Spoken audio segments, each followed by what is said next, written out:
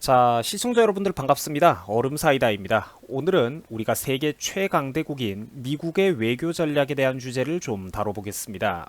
깊게 들어가지는 않겠습니다만 우리 일반인들의 교양 차원에서 필요한 핵심적인 내용들을 잘 담고 있습니다. 쉽게 진행할 테니까 바싹 집중하셔가지고 한번 잘 따라와 보시기 바랍니다. 자, 여러분들 요즘 이 책이 꽤나 유명하죠. 바로 미국의 저자 피터 자이안이 저술한 두 개의 책, 이제 21세기 미국의 패권과 지정학, 그리고 셰일 혁명과 미국 없는 세계라는 책입니다. 둘 다 대충 내용이 어떤 내용이냐면요, 쉽게 말씀드려서 미국이 없는 세계, 그러니까 미국이 적극적으로 세계 경찰 국가의 노릇을 하던 걸 이제는 그만두고 그냥 자기들끼리 본토에서 잘 먹고 잘 살면서 외부 세계로의 관심을 꺼버리게 되는 이제 그런 상황에 대한 이야기를 다루고 있습니다. 자, 미국이 이제 와가지고 세계 경영을 관두는 게 말이 되느냐라고 생각하는 분들도 많이 계실 텐데, 놀랍게도 요즘 미국에서는 이 주제가 은근히 많이 다뤄지고 있습니다. 그래가지고 국제 정세에 관심 많은 교양인 분들이라면 이 문제를 간단하게라도 알아둘 필요가 있겠더라고요. 자, 저는 평소에 미국 트럼프 대통령의 장점에 대해서 많이 설명을 해드렸습니다만, 오늘은 조금 특이하게도 이거를 뭐 단점이라면 단점이라고 하실 수도 있겠고, 이제 트럼프에 대해서 우리가 최소한 좀 생각해 볼 만한 점에 대해서도 한번 다뤄보자, 이런 생각이 들었습니다. 물론 국내외의 좌파들이 말하는 그런 방향성부터 잘못된 그런 소모적인 비판은 절대 아니고요. 이제 우리 우파 전문가분들도 우려하고 있는 그런 좋은 이야기들을 들려드리고자 오늘의 본 영상을 준비하게 되었습니다. 자, 일단 제가 수도 없이 설명했지만요. 트럼프 대통령은 미국 내부 경제 문제라든지 내치에 있어서는 상당히 좋은 모습을 보여주고 있습니다. 잘하고 있다는 소리예요. 그러니까 뭐 대표적인 업적이라면 뭐 얼음사이다 채널에서 수도 없이 다뤘지만, 뭐 불법 체류자와 불법 이민에 대해서는 철퇴를 가하고, 또 외국인 노동자들을 대폭 축소하고 심사를 강화한다든지, 또 기업하기 좋은 환경을 만들고 각종 행정 규제를 철폐하고 간소화해가지고 뭐 사업하기 좋은 나라를 만들어주는 거, 뭐 이런 것들이 대표적인 장점들입니다. 이제 기업이 투자하기 좋은 환경을 조성해주고, 그로 인해서 일자리와 투자가 늘고, 또 그 와중에도 미국 본 국민들의 일자리를 대통령이 나서서 먼저 챙겨주는 이 정책들의 반복되는 선순환은, 이제 그 긍정적인 부분은 제가 늘 칭찬을 했던 부분입니다. 자, 실제로 그런 미국은 트럼프니즘에 입각을 해가지고 근 50년 이래 사상 최대의 경제 상황, 그리고 고용률을 보여주고 있으며, 특히 주가 지수는 해마다 역대 최고치를 새로 갱신하고 있습니다. 이만하면 충분히 대성공이죠. 자, 그런데 오늘은 놀랍게도 트럼프 대통령의 장점뿐만 아니라 이제 미국 국민들이 아니라 우리 동맹국 사람들 입장에서도 한 번쯤 트럼프에 대해서 생각해 볼 만한 어떤 그런 주제들, 혹은 트럼프 한 사람만이 아니라 미국 사회에서 다뤄지고 있는 어떤 그런 이상한 바람에 대해서 우리가 한번 이제 배경 지식을 늘려보자는 것입니다. 자, 트럼프 대통령은 제가 봤을 때 미국 내부 경제 문제와 내치에 있어서는 A급입니다. 이거는 맞는 것 같아요. 자, 그런데 군사나 외교, 국제 외교적인 부분에 있어서는 어떻다고 생각하십니까? 놀랍게도 이 부분에 대해서는 의문부호가 약간 따라온다는 겁니다. 이게 이 사람이 기업가 출신이라서 그런 건지 본인이 자신 있는 경제 문제에 대해서는 놀라울 정도의 결단력과 단호함을 보여주는데 반해서, 반대로 외교라든지 군사 문제에 있어서는 의외로 꽤나 허술한 모습도 보여주고 있습니다. 이제 북한 문제라든지 이란 문제 같은 것도 좀 그렇습니다만, 특히 주변 동맹국들, 이제 우방 국가들과의 외교적인 부분에 대해서 이제 미국 내부에서도 트럼프의 태도에 대해 꽤 많이 우려 섞인 목소리가 나오고 있거든요. 바로 이 부분에 대한 트럼프의 개인적인 고집, 그리고 철학 때문에 미국 백악관 내부에서도 자기 참모들과도 의견 충돌이 생길 정도고, 그리고 실제로 미국의 내부 정치계나 지식인들 사이에서도 이 부분이, 그러니까 트럼프 대통령의 어떤 미숙한 외교 정책적인 부분들이 수차례 중요하게 언급되고 있습니다. 자, 어떤 부분인지 함께 살펴보시겠습니다. 자, 여러분들 혹시 미국의 고립주의라는 말 들어보셨습니까? 이게 쉽게 말씀드리자면, 이제 미국이 다른 나라들과의 복잡한 외교 관계, 그리고 동맹 문제에 가급적이면 간섭하지 않겠다라는 과거 미국의, 그러니까 옛날 미국의 외교적 방침을 말하던 학술 용어입니다. 학술 용어. 옛날에, 그러니까 1, 200년 전에 18세기, 19세기 시절 이제 미국은 자신들의 풍요로운 본토 안에서 번영을 누리면서 가급적이면 복잡한 유럽의 일에 간섭하지 않으려고 했었습니다만, 이제 1차, 2차 세계대전의 폭풍에 휘말리게 되면서 이제 사실상 미국은 적극적으로 이제 세계 문제에 나서게 되었습니다. 뭐 그 이후로는 지금까지 미국이 초강대국의 지위를 잘 유지하고 있죠. 세계의 주도적인 국가로서 세계 패권을 경영해 나가고 있는 그런 실정입니다. 자, 그런데 정말 재미있는 건 아직까지도 이런 옛날의 어떤 고립주의와 비슷한 정책들을 아직까지도 주장하는 사람들이 미국 안에 꽤나 존재하고 있다는 것입니다. 트럼프도 바로 이 고립주의 계열로 자주 분류가 되는 사람이거든요. 뭐 물론 해당되는 것도 있고 아닌 것도 있겠지만요. 자, 특히 이제 미국이 셰일 혁명으로 인해서 안 그래도 각종 자원을 원래부터 부족함 없이 가지고 있었던 이 풍요로운 나라가 이제는 정말로 셰일 혁명으로 인해서 완전히 이제 석유, 화학, 그리고 화석연료, 그렇죠. 화석연료로부터 완전히 해방이 되어 버려가지고 이제는 아예 그냥 국제 외교나 무역도 필요 없겠다. 미국은 내수 시장만으로도 잘 굴러갈 수 있겠다라는 이제 신고립주의적인 주장들이 힘을 얻고 있는 상황입니다. 그리고 확실히 미국은 그 정도로 위대한 나라가 맞기는 맞아요. 내수 시장만으로도 엄청난 경제력을 보유한 나라가 맞기는 맞고 또 자급자족만으로도 많은 부분이 해결 가능한 세계의 거의 유일한 초강대국입니다. 그게 맞기는 맞아요. 참 부러운 일이죠. 그런데 아직까지는 이제 미국 사회의 주류적인 의견도 그렇고 저 얼음사이다 역시도 그렇게 생각합니다만 미국은 여전히 세계 문제에 좀 이제 개입을 하는 게 그러니까 세계 문제에 적극적으로 개입을 하는 게 맞다라고 보는 사람입니다. 그러니까 물론 그게 우리 대한민국을 비롯해서 제가 그렇게 생각을 하는 이유는 미국의 개입을 바라는 이유는 우리 대한민국을 비롯해서 주변 국가들, 미국의 우방 국가들에게도 미국의 간섭이 그러니까 도움이 되기 때문에 국제사회에 이득이 되기 때문에 제가 또 그런 생각을 갖고 있는 거는 맞는데 한편 미국의 관점에서 바라본다 하더라도 저는 개인적으로 미국이 앞으로도 세계 경영을 계속해서 경영해 나가는 것이 이득이 된다라고 바라본다는 겁니다. 자, 물론 이 부분에 대해서는 그러니까 방금 전에 보셨다시피 미국 안에서도 전문가들끼리도 성향이 다양하게 나뉘고 있으니까 의견이 나뉘고 있으니까 여러분들은 어떤 의견을 지지하실지 또 잘 생각해 보시기 바랍니다. 생각의 정리를 잘 해보시기 바래요. 자, 그럼 일단 저는 뭐 제 생각을 들려드리겠습니다. 일단 이 그림을 한번 보세요. 미국은 이미 전 세계 150개국에 800여 개의 해외 군사기지를 짓고 수십만 명의 미군을 파병해 놓은 나라입니다. 그럼 여러분들 여기서 잠깐 트럼프의 선배 정치인들은 왜 해외에다가 적극적으로 우방 국가들을 만들어 놓고 미국의 영향력을 오랫동안 닦아 나갔던 걸까요? 자, 그것은 미국이 군사적인 부분뿐만 아니라 경제, 산업, 문화적인 측면에서도 세계 최강의 경제 대국이기 때문에 그렇습니다. 미국은 그러니까 싸움만 잘하는 나라가 아니라 힘도 세고 돈도 많고 문화, 예술, 영화 등등 소프트 파워도 막강한 파워를 보유하고 있는 초강대국입니다. 그런데 미국이 그 막대한 능력을 바탕으로 해외에다가 자유롭게 자기들의 상품을 수출하는 것도 그리고 반대로 필요한 자원과 상품들을 수입하는 것도 이제 미국의 달러가 세계 공통화폐 노릇을 하면서 기축통화 노릇을 할 수 있는 것도 바로 미국이 세계의 패권을 확고하게 지배하고 있기 때문에 저런 것들이 가능하다는 것입니다. 그러니까 미국이 패권을 쥐고 있으니까 달러를 그렇게 찍어내는데도 세계 시장에서 계속해서 달러의 가치가 유지될 수가 있는 것이고 그리고 또 미국도 그런 세계 공통화폐 기축통화국으로서 막대한 이익을 누리고 있다는 것입니다. 이제 세계 경영을 포기해버리면 이런 이점들도 지키기가 어렵거나 사실상 사라지게 되겠죠.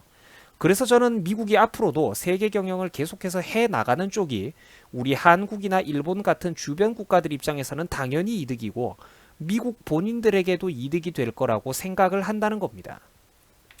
자, 그런데 여기서 잠깐 감히 그렇다고 해서 우리가 물론 감히 미국의 호의를 권리처럼 여기는 태도는 절대로 안 됩니다. 미국이 베풀어주는 호의를 권리와 혼동하는 건방진 태도를 보여줘서는 절대로 안 돼요. 미국의 엘리트들이라든지 신고립주의적인 모습을 은근히 보여주고 있는 트럼프 대통령 같은 사람들도 바로 이 부분에 대해서 염증을 느끼고 있는 것입니다. 미국이 베풀어주는 호의를 절대로 권리처럼 혼동해서는 안 됩니다, 여러분들. 지금 3번째 강조를 했어요. 자, 그래서 제가 제발 좀 미국한테 우방 국가들한테 우리가 잘해줘야 된다. 미국 같은 우방 국가들한테 잘해줘야 된다. 잘 보여야 된다. 그렇게 강조를 하는 게 실제로는 이유가 있다는 것입니다.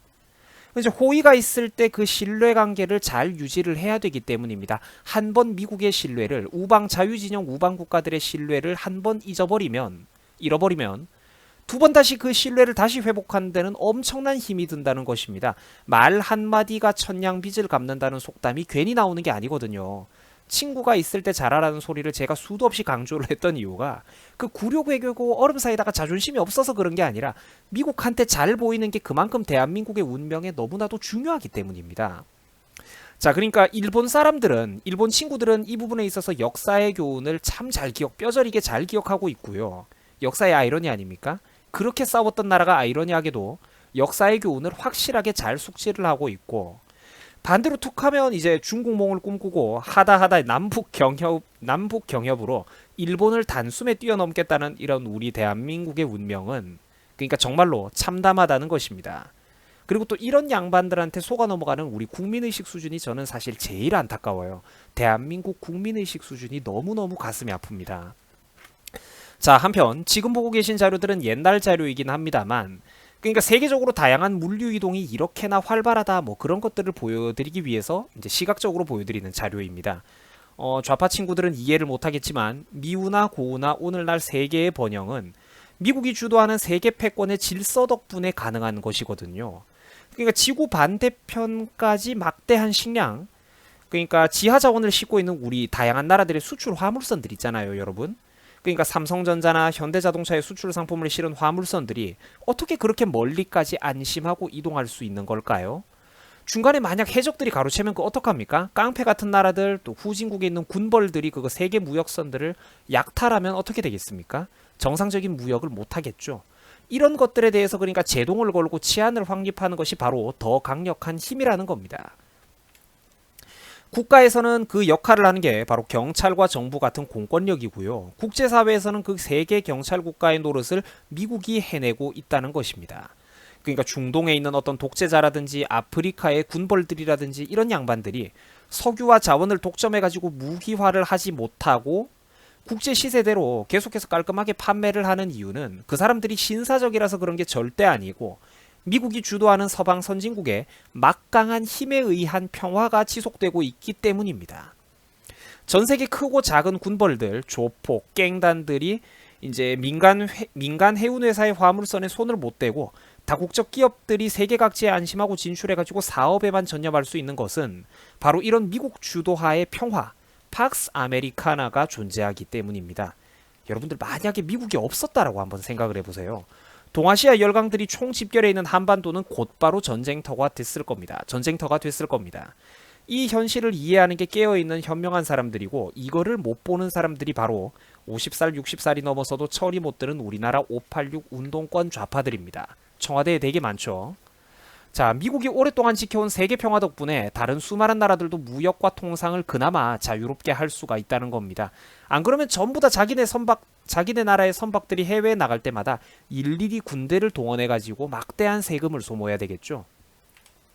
자, 그 이제 반대로 그러니까 미국 같은 경우에도 이제 미국의 패권은 지금 전 세계에도 확실히 좋은 이득이 되고 있습니다만 반대로 미국의 입장에서도 자기들도 세계 각국에 맺어놓은 우방국들이 있고 미군 기지들을 통해 가지고 세계 전역을 효과적으로 감시할 수가 있다는 겁니다.